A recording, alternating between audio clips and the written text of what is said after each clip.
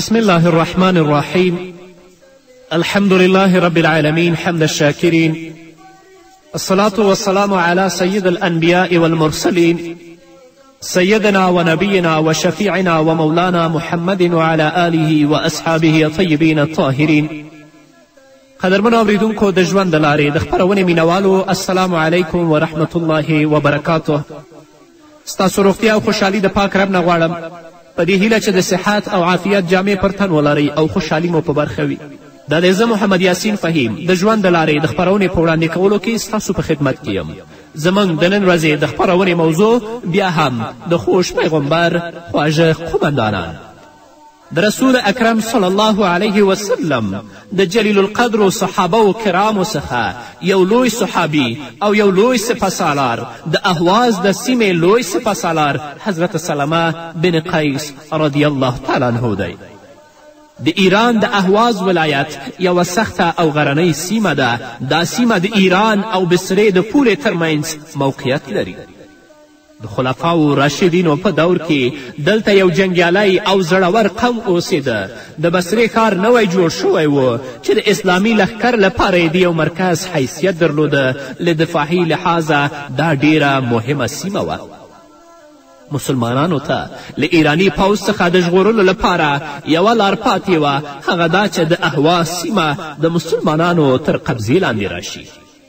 امیر المؤمنین عمر فاروق رضی الله تعالی عنه یوه شپه د مدینې منورې په یوه کوڅه کې تیرېده او د همدې پلان لپاره د حل لار لټوله چې د همدې کار د سرته رسولو لپاره جنگي محاذ ته یو داسې سپهسالار وټاکي چې هغه زړور، جنګیالی او جنگي ماهر وي. تر دې چې له ژور فکر وروسته یې د فکر رایه په حضرت سلمه بن قیس رضی الله تعالی عنه راوڅرخېده، نو ځای پر ځای ودرېد او له ځان سره یې ویل واه، همدا زما موخه وه، دا هغه قومندان دی چې زه یې په لټه ګرځېدم.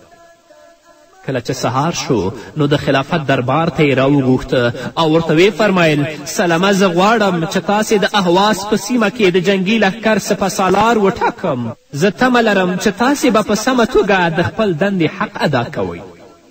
سلمه بن قیس رضی الله تعالی عنه د یو منونکي غلام په څیر د درناوي لپاره سر ښکته که او په مېړانه یې دې کار ته غاړه کیښوده.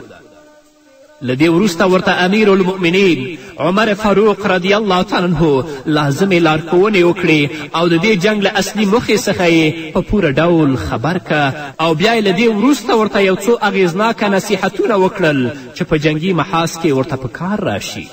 حضرت سلمه بن قیس رضی الله تعالی عنه د امیر المؤمنین عمر فاروق رضی الله تعالی عنه نصیحتونه او لارښوونې واورېدې او د حضرت عمر رضی الله تعالی عنه سره دا ژمنه وکړه که د الله رضا وي ستا د حکم او لارښوونو پر اساس به خپله راسپارل شوې دنده سرته رسوم. او له خپل لښکر سره د اهواز سیمې په لور وخوځېد. عمر فاروق سلمه رضی الله تعالی عنه او د هغه لښکر ته د سرلوړي دعا وکړه او په نیکو هیلو سره یې دوی ته الوداع ووایه. اسلامي لښکر له ډکو جذبو او ولولو د خپل منزل په لور وخوځېدل چې په لاره کې له ډول ډول شکنجو او غرونو او درو سره مخامخ شول، خو دوی به دا هر څه په ورین تندي له سترګو تیرول او د خپلې موخې په لور یې لاره لنډوله. د مجاهدینو په ژبه د قرآن آیتونه جاري ول او د دې لوی نعمت څخه به یې په مینه او خلوص بېسارې خوندونه اخیستل. د دوی په پاکو زړونو کې د قرآن رڼا، د سنتو ډیوه او د اسلام څراغونه بلیدل. دوی کله له داسې پیښو او ترخو حالاتو څخه ویرېدل. د دوی په زړونو کې یوازې د الله ویره او د رسول الله صلی الله علیه وسلم د سنتو اتباع خوندي وه. له څو ورځو مزلونو وروسته میړني مجاهدین خپلې موخې ته ورسېدل. د اسلامي لښکر قومندان سلمه بن قیس د امیر المؤمنین عمر فاروق له لارښوونو سره سم د ایران د لویدیځې سیمې اهواز ته د اسلام د قبلولو بلنه ورکړه، خو دوی په قطعي صورت له اسلام څخه انکار وکړ. نو په همدې اساس له اسلامي پوځ سره پرته له جنګه بله کومه لار پاتې نه شوه. مجاهدینو د الله اکبر نارې پورته کړې او د جنګ ډګر ته یې ور ودانګل. د سترګو په رپ کې میدان ګرم شه، تورې وشرنګېدې، له سرونو یې لمبې پورته شوې. دواړو لورو ته مقابله پیل وه. اسلامي مجاهدینو په جذبه او میړانه خپل طاقت ازمایلو او د شهادت د جام څکلو لپاره یې له یو بل څخه وړاندې کېدل. الله رب العزت د دوی قرباني همداسې پرې نه ښودله او ډېر ژر یې بری ور په برخه که چې د اهواز سیمه په پوره ډول د مسلمانانو تر قبضې لاندې راغله.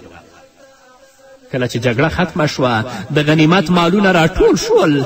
د لښکر سپه سالار د غنیمت د مالونو په ویشلو بوخت و چې د ده نظر په یو قیمتي هار پرېوت.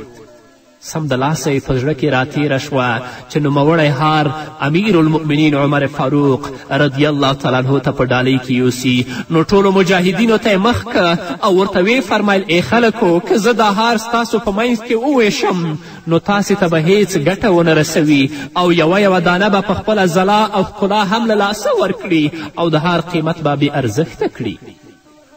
او که تاسې ماته په خوشحالي اجازه راکړئ نو زه به دا هار د امیر المؤمنین عمر فاروق رضی الله تعالی عنه په خدمت کې د ډالۍ په توګه وړاندې کړم. ټولو خیر غوښتونکو صحابه و کرامو په یوه خوله ځواب ورکه زموږ ټولو خوښه ده. هرومرو یې امیر المؤمنین عمر فاروق ته ورکړه. سلمه بن قیس رضی الله تعالی عنه هار په یو قیمتي ډبۍ کې بند که او بیا یو نږدې خپلوان راوغوښت او لارښوونه یې ورته وکړه چې دا هار به امیر المؤمنین عمر فاروق رضی الله تعالی عنه ته رسوي او له دې وروسته به ورته د فتح زیری هم ورکړي. د حضرت سلمه بن قیس رضی الله تعالی عنه نږدې خپلوان فرمایي کله چې زه د امیر المؤمنین سیدنا عمر فاروق رضی الله تعالی عنه په خدمت کې حاضر شوم نو د ډوډۍ وخت و. ډیر حاضرین په ډوډۍ خوړلو لګیا ول. امیر المؤمنین عمر فاروق یوې امسا ته تکیه وهلې وه او خپل ځانګړي نوکر ته به یې امر کوه چې دا ډوډۍ د هغه پلانکي سړي مخې ته کیږده، په هغه لوښي کې ښوروا کمه ده، ښوروا ورته واچوه، د هغه پلانکي سړي په مخ کې ډوډۍ کمه ده، نوره ډوډۍ ورکړه او داسې نور. کله چې زه له هغه سره مخ شوم نو عمر رضی الله تعالی عنه راته وفرمیل کښېنه. زه د هغه تر څنګ کښېناستم. له دې وروسته یې زما مخې ته ډوډۍ کېښوده. ما هم په ډوډۍ کې ګډون وکړه. کله چې خلک له ډوډۍ اوزګار شول نو عمر رضی الله تعالی عنه خپل نوکر ته وویل دسترخوان راټول که. بیا له دې وروسته عمر خپل کور ته ننوت. ما هم دننه د ورتللو اجازه واخیسته. د شفقت او مهرباني له مخې راته اجازه راکړل شوه. امیر المؤمنین عمر فاروق رضی الله تعالی عنه دننه په یو توشک کېناست او یو بالښت ته چې د کجورو له پوستکو څخه ډک شوی و تکیه شو. یو بالښ یې ما ته رانږدې که. ما هم تکیه ووهله. د عمر د ناستې له ځای څخه شاته پرده وهل شوې وه نو پرده یې په احتیاط سره راپورته کړه او بیا یې خپلې میرمنې ته آواز وکړه چې ای ام کلثوم ما ته ډوډۍ راوړه.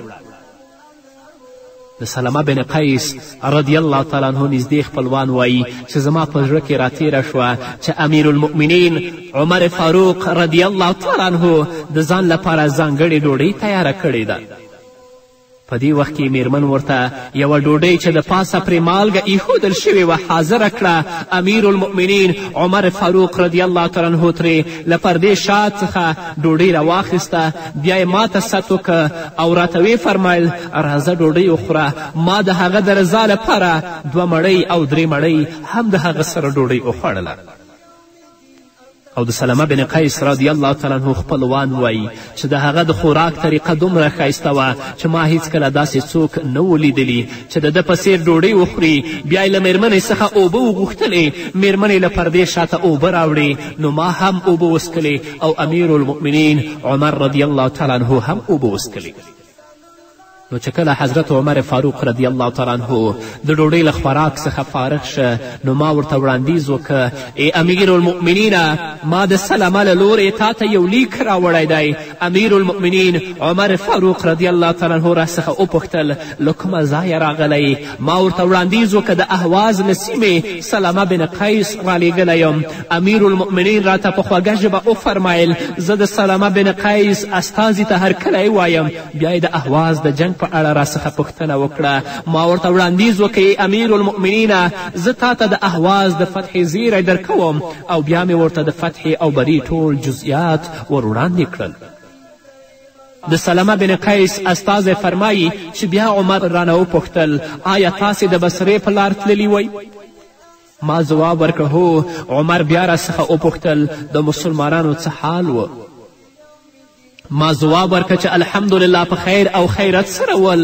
عمر بیا راڅخه وپوښتل په بازار کې د توکو نرخونه څنګه ول؟ ما ورته وړاندیز وکړ د اړتیا هر څیز په آسانه بیه و. له دې وروسته د امیر المؤمنین عمر فاروق رضی الله تعالی عنه په ډبۍ سترګې ورخکې شوې. نو ویې پوښتل دا ستا په لاس کې څه شی دی؟ ما ځواب ورکه دا یو قیمتي هار دی چې زموږ لوی سپه سالار تاسې ته ډالۍ کړی دی. دا هار هغه ته په غنیمت کې لاسته ورغلی و. له دې وروسته مې د هار ډبۍ امیر المؤمنین عمر فاروق ته ورکړه. امیر المؤمنین عمر فاروق رضی الله تعالی عنه ډبۍ خلاصه کړه. نو یو قیمتي هار یې ولید چې شنې ځلیدونکې مرۍ یې درلودلې. کله چې پرې سترګې ورخکې شوې نو له غصې څخه تاو راتاو شو او هار یې له ډېرې غصې په ځمکه وغورځاوه چې ټولې دانې خورې ورې شوې. بیا له دې وروسته امیر المؤمنین عمر فاروق ما ته امر وکړه چې دانې راټولې کړه او بیا یې خپل خادم یرقا ته حکم وکړه کله چې دوی ټولې دانې راټولې کړې نو په زور سره یې ملا کې په درو باندې ووهه. ما چې کله دانې راټولې کړې نو د امیر المؤمنین عمر فاروق رضی الله تعالی عنه خادم را باندې د درو ګزارونه پیل کړل. بیا له هغې وروسته راته امیر المؤمنین عمر فاروق وفرمیل کم بخته ودرېږه. زه د عمر په حکم سره ودرېدم چې سم د لاسه مې په بدن باندې لرزه راغله. بیا راته عمر حکم وکړه چې همدا اوس سم د لاسه اهواز ته روان شه او د هار ټولې دانې په لښکر وویشه. ما ورته وړاندیز وکړه ای امیر المؤمنین سمه ده همدا اوس به زه لاړ شم. بیا یې زما لور ته په غوسه را وکتل او راته ویې فرمیل په الله قسم که تاسې دا هار په لښکر ونه ویشلو نو زه به ستا او ستا د سپه سالار سلمه بن قیس هډوکې او پښتۍ ماتې کړم. د سلمه بن قیس استازی فرمایي چې زه سم د لاسه په خپلې سورلۍ راسپور شوم او په سختو او خطرناکو لارو د سلمه خوا ته ورسېدم او هغه مې له ټول حاله خبر که او ورته مې وویل ای زموږ مشره که تاسې زما خیر او سلامتي غواړئ نو همدا اوس د هار دانې په ټول لښکر وویشه. هغه راڅخه وپوښتل ولې څه وشول دومره ولې ویرېدلی ښکارې؟ نو ما ورته ټوله پیښه بیان کړه. له دې وروسته سلمه بن قیس رضی الله تعالی عنه سم د لاسه د هار دانې په مجاهدینو باندې وویشلې. نو د حضرت سلمه بن قیس رضی الله تعالی عنه ژوند د امیر المؤمنین عمر فاروق رضی الله تعالی عنه ژوند د نن ورځ حکامو او د نن ورځ مشرانو لپاره عبرت او درس دی چې آیا دوی د خپل ژوند په غلا په غصب او په فساد کې تیر کړی یا په عدالت کې. د هغو شهیدانو کونډې او یتیمان نن ورځ زموږ په ټولنه کې شتون لري چې هغوی د بیګا او سهار لپاره څه نه لري چې ویې خوري. لکن داسې غله هم شته داسې مفسدین هم شته چې د هغوی ځان لپاره په لسګونو ودانۍ او په لسګونو مارکیټونه جوړ کړي. د هغه شهیدانو په وینو باندې دوی تجارت او سوداګري شروع کړې ده. الله ته به ورځي او الله به یې د خپل په حضور کې دروي. الله به ترې پوښتنه کوي. قدرمنو اوریدونکو نور به مو اورو خو هغه د یوې قدرمنو اوریدونکو بیا هم زموږ سلامونه او نیکې هیلې ومنئ په دې هیله چې تر دې دمه تاسو زموږ ملتیا کړې وي. د رسول اکرم صلی الله علیه وسلم د لویو مجاهدینو او د لویو سپه سالارو څخه یو حضرت سعید بن عاص رضی الله تعالی عنه و. کله چې رسول اکرم صلی الله علیه وسلم وفات شه نو د سعید بن عاص رضی الله تعالی عنه عمر 9 کاله و. د دوی نیکه د قریشو مشر و چې خلکو به ورته د تاج څښتن ویه. د دې له امله کله به چې د ده پګړۍ په سر وه نو هیچا به د درناوي لپاره پګړۍ نه په سروله. د سعید پلار د جاهلیت په زمانه کې مشهور اسغلونکی و. د بدر د غذا په موقع حضرت علی کرم الله وجهه د ده پلار وواجه. یوه ورځ عمر رضی الله تعالی عنه سعید بن عاص ته وفرمیل تاسې کله کله ما ته په داسې تریخ نظر راګورئ ته به وایې چې پلار مې دې وژلی وي په باور سره هغه ما نه دی وژلی او که ما وژلی وی نو له تا څخه به مې هیڅکله بخښنه نه وی غوښتې ځکه چې هغه یو مشرک او کافر و. سعید بن عاص په ډیره حوصله او ډاډ سره ځواب ورکه ای امیر المؤمنینه که تا زما پلار وژلی هم وی نو تاسې حق په جانب وی ځکه چې زما پلار باطل پالونکی او د اسلام دښمن و. د اسلام سپیڅلی او مبارک دین د سعید بن عاص له زړه څخه هر ډول کینه سیمه عداوتونه او دښمني ورانې کړې وې. هغه به فرمایل زه خو د اسلام یو زوی یم زه په خپل اسلام فخر او ویاړ کوم. د ده د مور نوم ام کلثوم و چې د عبدالله بن قیس بن عمر لور وه. په کوچنیوالي کې د اسلام ځلیدونکي وړانګو د ده په زړه رڼا راخوره کړه او بیا ټول ژوند او ذهن د اسلامي اقتدار تر سوري لاندې تیر شو. حضرت سعید بن عاص رضی الله تعالی عنه د حضرت عثمان رضی الله تعالی عنه د خلافت په دوره کې د هغې ادارې یو رکن و چې قرآن مجید یې ټول په یو جلد کې خپور که. هغه به د رسول الله صلی الله علیه وسلم په څیر په ښکلي او زړه راښکونکي آواز د قرآن پاک تلاوت کوه او کله به چې له چا سره خبرې اترې کولې نو ډیره فصیحه او واضحه ژبه یې ورسره کاروله. څو موده وروسته عثمان د خپل خلافت په دوره کې سعید بن عاص د کوفې والي وټاکه. په مشاهیر الاسلام فی الحرب کې لیکل شوي دي چې سعید بن عاص ته وویل شول چې د حضرت علی کرم الله وجه لښکر سره مقابله وکړي نو هغه سم د لاسه انکار وکړه او ویې فرمیل زه نه غواړم چې له مسلمانانو سره مقابله وکړم. د همدې له امله له پوځ څخه ګوښه شه او په کور کې د ګوښتوب ژوند پیل که. د امیر معاویه په دور کې عمر بن عاص د مدینې منورې والي وټاکل شه. دا د مروان بن حکم وراره و، له رنګه غنم رنګه و، کنیت ابو عثمان و، د ډیر عقل پوهې او زیرکتیا خاوند و. په هره ستونزه کې به له صبر او زغم څخه کار اخیسته. ایمان، جهاد، شجاعت، زړورتیا، فصاحت، بلاغت، سخا، پرهیزګاري د ده مشهور خویونه او اوصاف و. عربان د وینې په غچ اخیستلو کې په ټوله نړۍ کې مشهور و. د یو قتل پر سر به په کلونو کلو د دوی ترمنځ جګړه وه چې په سوونو خلک به پکې ووژل شول. خو اسلام د سعید بن عاص له زړه څخه ټولې کینې او بدبیني ویستلې وې. د همدې له امله عمر ته دا الفاظ وویل که زما پلار تاسې وژلی وي نو ته په حقه وي او زما پلار په باطله. دا څومره حیرانوونکی انقلاب دی چې د همدې اسلام په ذریعه حضرت سعید بن عاص رضی الله تعالی عنه ور په برخه شه. سعید بن عاص رضی الله تعالی عنه دومره سخي شخصیت و چې د جمعې په ورځ به یې ډېر صحابه کرام کور ته رابلل او د دوی میلمستیا به یې کوله او بیا به یې ټولو ته قیمتي ډالۍ ورکولې. د ده د حکومت په دور کې یو عالم و چې ډېر تنګلاسی او مفلس و. د عالم میرمنې خپل څښتن ته مشوره ورکړه چې زموږ والي ډېر سخي او عادل سړی دی، تاسې د هغه په خدمت کې حاضر شئ او له خپل حاله یې خبر کړئ. که د الله رضا وي ناهیلې به دې نه راستونوي. خو د هغه دور عالمانو ډیر صبر او حوصله او استقامت درلود. د هغه ضمیر نه غوښتل چې یو چاته د سوال لپاره لاس وغځوي. هغوی به ولږې او مرګ ته په سوال کولو ترجیح ورکوله. نو خپلې میرمنې ته یې وویل ما مه رسوا کوه، زما زړه نه مني چې د یو چا په وړاندې لاس وغځوم. میرمنې ورته ویل ای زما د سر تاجه، والي خو د همدې لپاره وي چې د خپل رعیت اړتیاوې پوره کړي. زه ورشه په دې کار مه شرمېږه. لنډه دا چې د میرمنې په ټینګار عالم د سعید بن عاص په خدمت کې حاضر شو. هغه په یو مجلس کې ناست و. کله چې مجلس ختم شه نو ټول خلک پاڅېدل. عالم په خپل ځای چوپ ناست و او خوله یې خاموشه کړې وه. د شرم له امله یې خوله کې لاړې وچې شوې وې خو د سوال کولو جرأت یې نشو کولی. سعید بن عاص رضی الله تعالی عنه د عالم لور ته په حیرانتیا وکتل چې نوموړی څه غوښتنه لري، خو عالم په هماغه څیر له شرمه چوپ ناست و. نو والي ټولو خادمانو او حاضرو خلکو ته امر وکړه چې بیرون ووځئ. کله چې د ده په حکم ټول حاضرین د باندې ووتل نو عالم ته یې په احترام او درناوي وویل اوس خو له ما او تا پرته هیڅوک نشته، مهرباني وکړئ، امر وکړئ، تاسو څه ویل غواړئ. عالم غوښتل چې د خبرې لپاره خوله راجوړه کړي خو بیرته یې سترګې د ځمکې لور ته ښکته کړې. سعید پاڅېده او ډیوه یې مړه کړه چې په کوټه کې تیاره راخوره شوه. نو بیا یې ورته وفرمیل اوس ووایه څه غوښتنه لرې، که کومه اړتیا لرې نو پرته له شرمه یې راته په ډاګه کړه.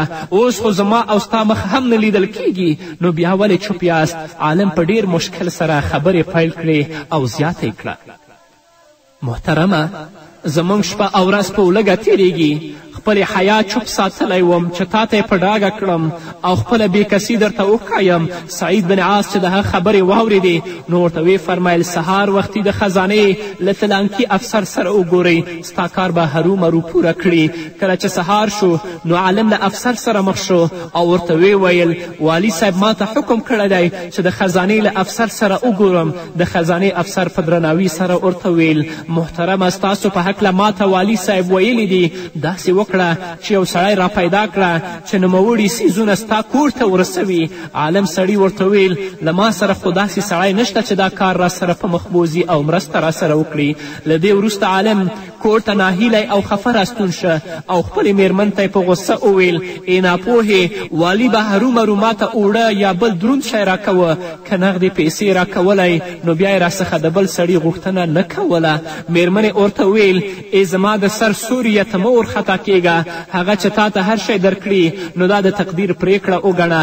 الله به مو یوه ورځ حالات جوړ کړي موږ وږي یو اوړه هم زموږ لپاره لوی غنیمت دی. خو سکتن یې له دوباره تګ څخه انکار وکړه. لا ساعت نه و تیر شوی چې د خزانې وکیل یې د کور دروازه وټکوله او ویې ویل ما د والي په وړاندې ستاسو ستونزه وړاندې کړه او ورته مې وویل چې له نوموړي عالم سره څوک مرسته کوونکی نه و چې څیزونه ورسره تر کوره یوسي. نو هغه ما ته حکم وکړه چې له ځان سره 3 غلامان بوزه او له دې سره 10,000 اشرفۍ هم ورته یوسه او ورته ووایه چې د والي دا ډالۍ قبوله کړه او بیا ورته 3 وړه غلامان هم پرېږده چې د دوی په خلاصه سینه خدمت وکړي. عالم چې د والي دا ښه سلوک ولیدل نو په سترګو کې اوښکې راغلې او د الله رب العزت شکر او عنایت یې پر ځای که.